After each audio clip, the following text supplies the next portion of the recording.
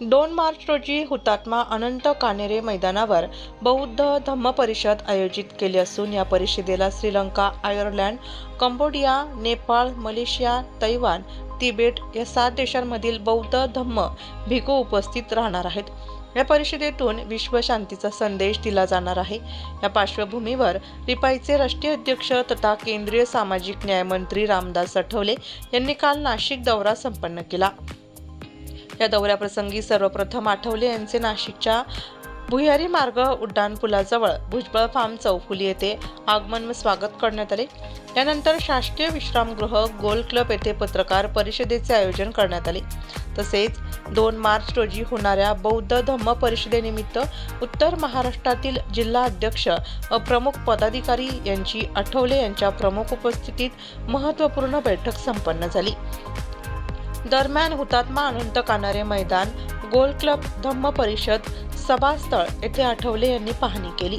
यावेळी उत्तर महाराष्ट्र प्रदेश प्रमुख तथा जिल्हा प्रमुख प्रकाश लोंढे यांच्या मार्गदर्शनाखाली रिपाई नगरसेविका दीक्षाताई लोंढे, दानशूर दीपक लोंढे, PL ग्रुप संस्थापक अध्यक्ष भूषण लोंढे, महिला आघाडीच्या जिल्हा अध्यक्ष मनाली जाधव यांच्यासह रिपाईचे पदाधिकारी व कार्यकर्ते मोठ्या संख्येने दौऱ्याप्रसंगी ताफ्यात सहभागी झाले होते।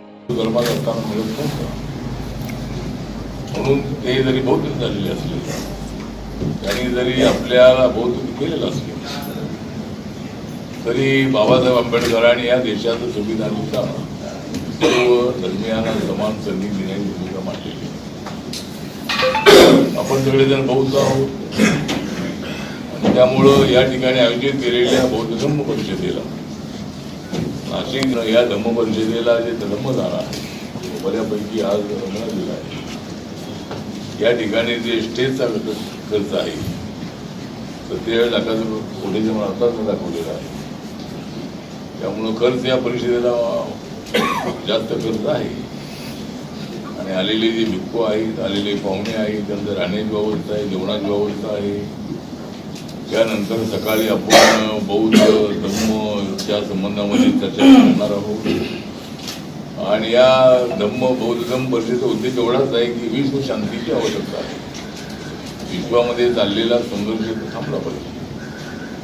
ज्या पद्धतीने शाक्य आणि कोली यांच्यामध्ये मोठा संघर्ष झाला, रोहिणी नदीच्या पाण्यावरून दोघांमध्ये प्रचंड अशा पद्धतीचा वाद निर्माण झाला आणि सिद्धार्थाला हे काही आवडलं नाही आणि म्हणून त्यांनी गळत्याग केला आणि विश्वाला शांती देणारा एक भव्य मोठा विचार जो आहे, विचार आहे, तो बौद्ध धर्माच्या माध्यमातून सगळ्या जगामध्ये पोचलेला आहे। सम्राट अशोकांचे फार मोठे योगदान आहे। डॉक्टर बाबासाहेब आंबेडकरांचे जे धर्मांतर आहे, धम्मचक्र जे आहे, सम्राट अशोकाने ज्या पद्धतीने धम्मचक्र जे आहे फिरवलं आणि सारा देश एकेकाळामध्ये पोहोचवला।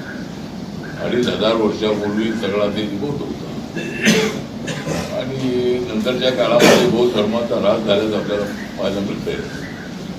बाबासाहेब आंबेडकरांनी मात्र बौद्ध धर्माला मोठी शक्ती दिली आहे आणि जगातल्या 85 ते 86 देशामध्ये बौद्ध धर्माला मानणारे लोक आहेत।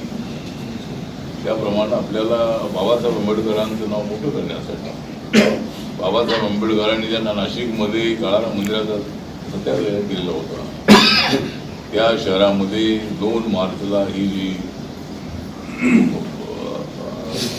होत आहे त्या परिषदेला आपल्या सगळ्यांचं सहकार्य मिळावं, त्याच उद्देशाने आजची बैठक या ठिकाणी ठेवलेली आहे।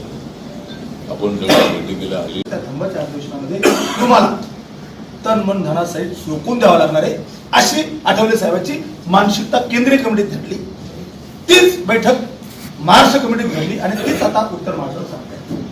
बघा तुम्ही 2 महिन्याच्या काळात उत्तर महाराष्ट्राच्या धम्म परिषदेत कमीत कमी 5 बैठका झाल्या। आठवले साहेब जिथं जातात तिथं 2 मार्चचा कार्यक्रमाचं नाशिकला सांगतात। यासाठी नियोजन केली आहे। तुमच्या सूचना काय आहेत, तुम्ही किती लोक आणणार आहात आणि तुम्ही आर्थिक बाब काय देणार आहे, ही खरी महत्वाची बाब आहे। पण आपल्याला पडले फोटो माझा कसा काढेल ते योगदान देण्यासाठी काल काय घडलं याच्याशी करते।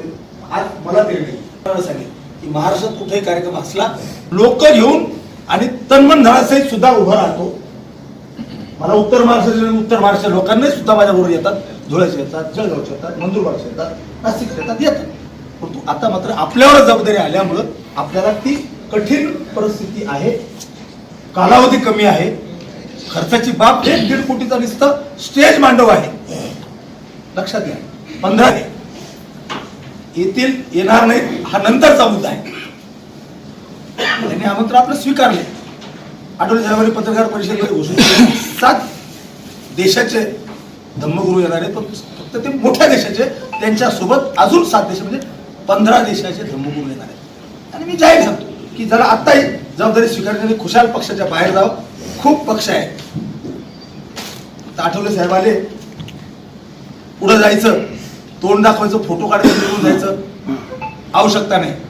आपण असा पक्ष चालवलाय 2-2 माणसं असताना चालवलाय, 4-4 माणसं असताना चालवलाय, अंगावर केसेस घेतल्यात. रिकामी भारूड भरतील शोशाईनीवाले असाल तर निघून गेले इथून आता. जर तुला जबाबदारी स्वीकारत नसेल तर राजीनामा दे. मी सांगितलं साहेब, जर मी कमी पडलो तर हा राजीनामा आताच पहिल्या राजीनामा घेऊन टाका माझा. नाशिक लोकशाही न्यूजसाठी रमेश खरात.